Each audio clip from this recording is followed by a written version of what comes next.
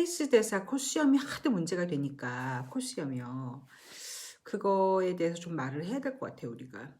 일단 외모를 가지고 누구를 평가하고 비난하거나 그 사람의 취향이나 어쨌든 그 사람이 가지고 있는 그 뭐 피지컬한 거, 외모에 대해서 논평을 하는 건 너무 유치한 것 같아요. 그런 생각을 했습니다. 사실 코수염이 문제가 아니잖아요. 코수염 기르면 되죠. 그리고 실제로 잘 보면 그 사람 그렇게 지저분한 코수염 말고 조금 정리하면요. 그 시대에 우리 안중근 의사나 안창호 선생님도 코수염 조금 길렀었거든요.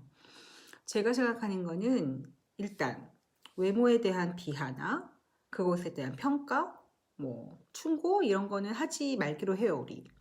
다만 그렇게 그 시대에 대한 향수가 있는 것 같다는 생각은 또 하게 됐거든요. 헬리스 대사께서 본인이 조선 총독으로 왔으면 얼마나 좋았을까 이런 생각을 하시는 것 같기도 하고 발언이나 여러 가지를 종합해 보면 그래서 오히려 그런 본인에게 일본 인종이 섞였다는 거를 자꾸 리마인드 시켜주시는 분이시라는 생각이 들었어요.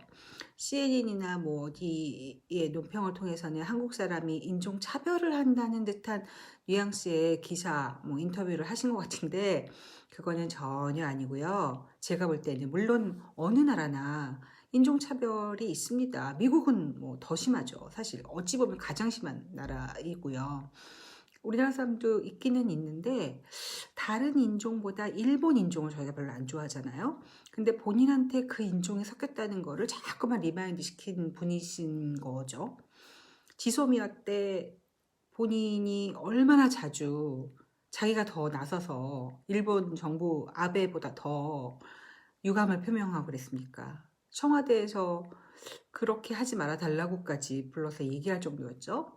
게다가 한일 무역 갈등 때는 어땠어요? 완전히 뭐 자기가 일본 대사라면 또 몰라. 한국에 있으면서 한일 무역 갈등을 가지고 본인이 계속 편일적인 발언만 하셨거든요. 일본 피가 섞이셔서 그럴 수도 있겠죠. 그런 생각을 우리가 그때 하는 겁니다. 평소에 하는 게 아니라.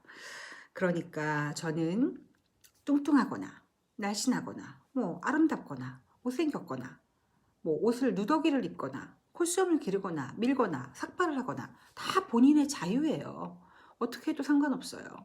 우리가 자기의 콧수염에 대한 무슨 뭐 판타지가 있다? 아니 뭐 상상을 하는 것 같다? 그거 본인 발언이에요. 우리가 한 게 아니라.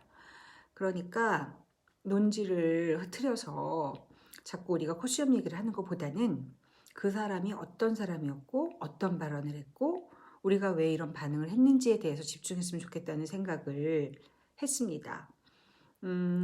외모에 대한 평가나 충고나 판단이나 이런 거 우리 하지 말도록 하고요. 외모는 외모일 뿐 그 사람의 몸과 그 사람에게 속한 거잖아요. 저도 마찬가지고 여러분도 모두 내 몸은 나한테 관계 있는 거지 보는 사람을 위해서 존재하는 건 아니니까 그거보다는 우리가 기억해야 될 건 해리스 대사가 어떻게 하고 있는지 주미 대사로서 제대로 하고 있는지 그것에 대한 내용을 한번 보는 거고 그것을 비판하면 될 것 같아요. 콧수염은 그냥 두시자고요. 콧수염 기르라고 하자고요. 아니면 우리가 차라리 대사의 roles and responsibility 그 대사가 무슨 일을 해야 되는지에 대해서 누가 좀 브리핑을 해주는 그런 걸 저는 제안하고 싶습니다. 대사는 대사가 할 일을 하세요. 이 얘기를 해리스 대사한테 하고 싶고 또 우리에게 또 하고 싶은 이야기입니다. 감사합니다. 비슷한 내용의 영상을 올릴 거거든요. 그러니까 구독해 주시면 좋고요. 좋아요라도 눌러주시고 또 다음에 뵙겠습니다. 안녕.